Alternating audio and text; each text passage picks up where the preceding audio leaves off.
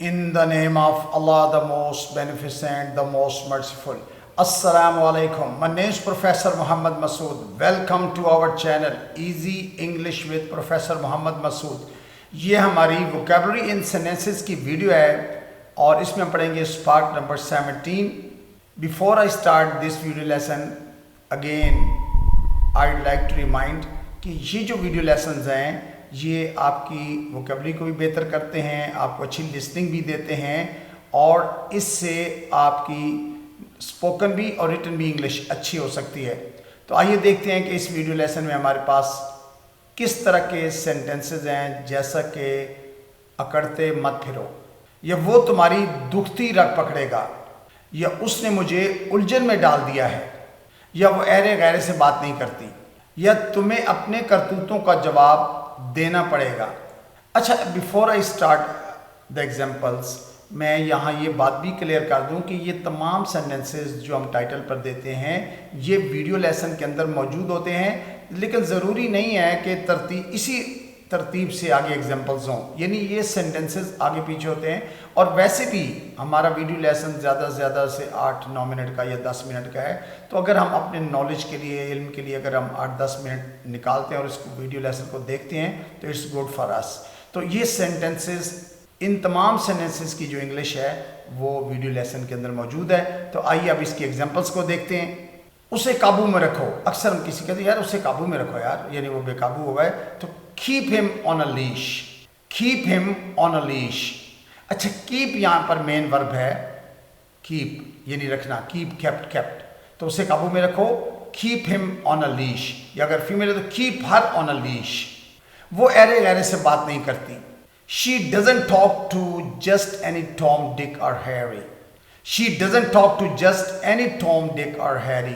अगर मेल होगा कि वो ऐरे गैरे से बात नहीं करता तो he doesn't talk to just any Tom, Dick और हैरी। अच्छा, इसमें टॉक मेन वर्ब है कि he doesn't talk to just any Tom, Dick और हैरी। वो नाप तोल कर अपने पैसे खर्चती है, यानी बहुत एहतियात से खर्चती है। तो she spends her money sparingly, she spends her money sparingly, या वो नाप तोल के अपने पैसे खर्चता है। He spends his money sparingly. तो स्पेंड जो मेन वर्ब है और इसकी सेकंड फॉर्म स्पेंट, स्पेंट, यानी डी की जगह हम टी लगाएंगे और एस जो है ये शी की वजह से लगा हुआ है। वो जैसे तैसे करके जिंदगी के दिन पूरे कर रहा है। He is just dragging through life, he is just dragging through life. अच्छा, ड्रैग, DRAG, ड्रैग, ये मेन वर्ब है। ड्रैग का वैसे लफ्ज़ी माने तो घसीटना होता है, यानी तो जाहिर है जो आदमी जैसे तैसे के ज़िंदगी का कहता भाई मैं तो ज़िंदगी को घसीट ही रहा हूँ, तो इसलिए हमने ड्रैग का लफ्ज़ यूज़ किया हुआ है। इसकी ड्रैगिंग इंग फॉर्म है और सेकंड फॉर्म ड्रैग्ड, ED लगा के, ये GED, ड्रैग्ड सेकंड और थर्ड फॉर्म बनती है। तो he is just dragging through life, ये अगर फीमेल को जैसे तैसे की ज़िंदगी के दिन पूरे कर रही है। She is just dragging through life. ये खबरों से भरा पड़ा है, is full of news, is full of news. अभी तो ये मामूली तकलीफ है। अच्छा, मामूली तकलीफ के लिए हम पिन प्रिक का लफ्ज़ यूज़ करते हैं। वैसे प्रिक का मतलब चुभना होता है, PRIC की प्रिक। तो यहाँ मेन वर्ब इसके अंदर इज़ है, इट इज़, जिसको हमने शॉर्ट किया है, is just a pin prick, is just a pin prick. अपना वादा निभाओ, कीप योर वर्ड। अच्छा, कीप यहाँ निभाना के लिए हमें यूज़ किया हुआ है, keep, kept, kept. Keep main verb है और ये इंपेरेटिव सेंटेंस है। कीप योर वर्ड, अपना वादा निभाओ। उसकी तरफदारी ना करो, don't take his side, don't take his side. अगर फीमेल है, डोंट टेक हर साइड। तो टेक मेन वर्ब है इसके अंदर और टेक, टुक, टेकन, तीनों फॉर्म्स वर्ब की, सेकंड फॉर्म टुक, थर्ड फॉर्म टेकन। अकड़ते मत फिरो, don't strut around, don't strut around. Strut होता है अकड़ते फिरना, यानी अकड़ के चलना इधर उधर। तो ये स्ट्रट मेन वर्ब है इसके अंदर, फर्स्ट फॉर्म है। Don't strut around. मुझे आंखें मत दिखाओ, don't glare at me, don't glare at me. Glare का मतलब होता है आंखें दिखाना, यानी किसी को घूर के देखना। तो यहाँ ये मेन वर्ब है, ग्लेयर। उसने उसे एहसास दिलाया कि वो उससे नफरत करता है। He acted like he hated her, he acted like he hated her. अच्छा, यहाँ पर एक्ट भी मेन वर्ब है और हेट भी आगे सेकंड पार्ट के अंदर। ही हेटेड हर, यहाँ हेट भी वर्ब है और एक्टेड फर्स्ट पार्ट के अंदर। He acted like he hated her, यानी उसने उसे एहसास दिलाया कि वो उससे नफरत करता है। वो तंगदस्ती की जिंदगी गुजारा है। He is living in poor conditions, he is living in poor conditions, या वो तंगदस्ती की ज़िंदगी गुजार रही है, she is living in poor conditions. तो लिव जो है इसमें मेन वर्ब है, इंक फॉर्म लगी हुई है लिविंग। वो बहुत बदजुबान है, he has a foul tongue, he has a foul tongue. Foul का मतलब होता है बदजुबान, हैज़ जो मेन वर्ब है यानी ही हैज़ अ फाउल टंग। तुम्हें अपने करतूतों को जवाब देना पड़ेगा।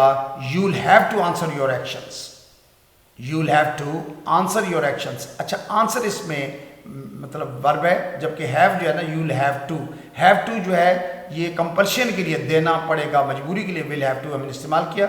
आंसर में मेन वर्ब की फर्स्ट फॉर्म है, you will have to answer for your actions. Actions का मतलब होता है अमल, अमाल या करतूत।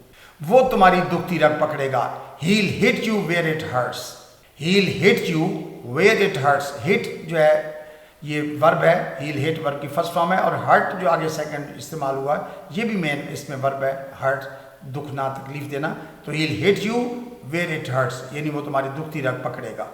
सुई में धागा डालो, thread the needle, thread the needle. अच्छा, थ्रेड जो है ये नाउन भी है, धागे को भी थ्रेड कहते हैं, और ये एज ए वर्ब भी यूज होता है, थ्रेड द नीडल, यानी आप नीडल सुई को कहते हैं ना, तो थ्रेड द नीडल, सुई में धागा डालो। अच्छा, बहुत सारे ऐसे जो वर्ड्स हैं जो वर्ब भी होते हैं, नाउन भी होते हैं, जैसे बोल्ट, बोल्ट द डोर, यानी दरवाजे को कुंडी लगा दो, बोल्ट कर दो उसको। तो इस तरह से, जैसे lock the door, lock noun भी है, ताले को भी बोलते हैं, और लॉक द डोर ताला लगाना वर्ब भी है। In the same way thread as a verb use हुआ है, वर्ब की फर्स्ट फॉर्म के तौर पे। वो काबिल नफरत है, he is hateful, he is hateful. अगर फीमेल हो, शी इज़ हेटफुल। तो यहाँ पर इज़ मेन वर्ब है। इस तरह के सेंटेंसेस के अंदर जो मेन वर्ब है वो बी होता है, बी की फॉर्म हमने इज़ इस्तेमाल की है। उसकी जेब खाली है, he is broke, he is broke. अच्छा, ये सेंटेंस मैंने पहले भी कई दफ़ा पढ़ा है, या समटाइम्स कुछ लोग बोलते हैं स्किंट, SKINT। तो इज़ या मेन वर्ब है, तो ही इज़ ब्रोक यानी उसकी जेब खाली है। अच्छा, ईडियम एक होता है आउट ऑफ पॉकेट, यानी ही इज़ आउट ऑफ पॉकेट, कुछ इस तरह भी इस्तेमाल होता है। वो उस आउट ऑफ पॉकेट का मतलब भी जेब खाली होना होता है, he is out of pocket, या ही इज़ ब्रोक, या he is skint. So I think that's enough for today. Thank you very much, wish you best of luck, take care, goodbye for now.